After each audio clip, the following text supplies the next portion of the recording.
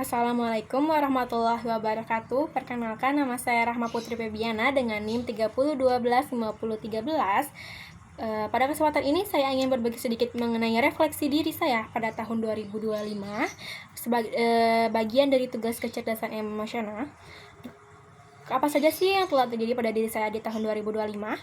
Tahun 2025 adalah tahun penuh kejutan bagi saya. Saya berhasil menyelesaikan beberapa target pribadi seperti lulus sekolah menengah atas, lalu masuk siswa eligible, dapat peringkat 1 seangkatan waktu SMA, lalu menjadi pribadi yang disiplin dalam belajar, lebih berani mengambil kesempatan baru, dan mulai membangun kebiasaan hidup yang lebih sehat. Namun, tahun ini merupakan tahun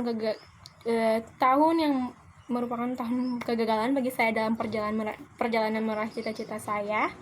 Saya kehilangan kesempatan masuk universitas saya dan masuk jurusan yang saya impikan dari kecil, yaitu jurusan kedokteran, yang dikarenakan saya gagal lulus SNBP dan SNBT.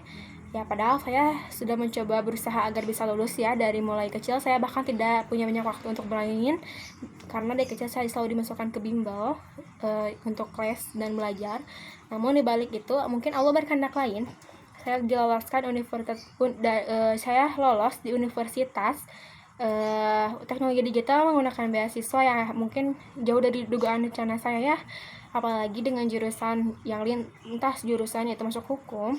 Namun dengan itu saya juga dapat belajar hal baru dan mendapatkan pengalaman baru di kampus dan belajar sedikit mengenai apa sih itu hukum. Lalu dalam organisasinya pun membantu saya berkembang secara mental maupun sosial. Apa saja yang saya rasakan di tahun 2025? Saya merasakan banyak hal dalam tahun ini.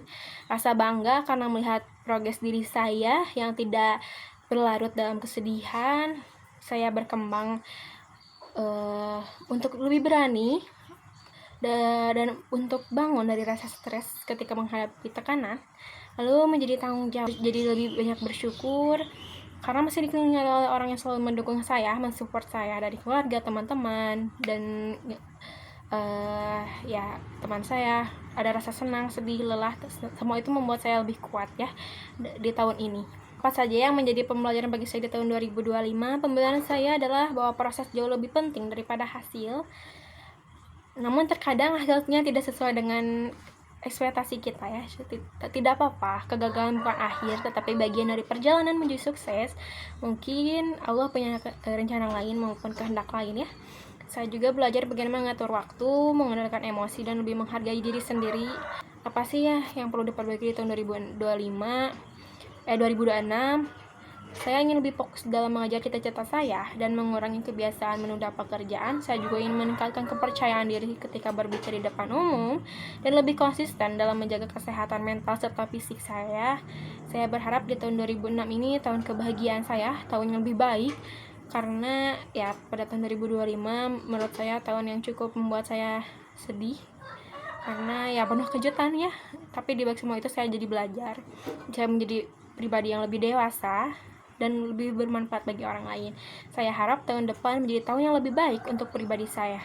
Saya bersyukur atas semua hal yang terjadi maupun ada di tahun 2025, dan semoga tahun 2026 membawa lebih banyak kebaikan dalam hidup saya maupun keberkahan. Tahun ini aku kalah, aku gagal, aku menangis, aku tertawa, tapi di atas semuanya aku belajar.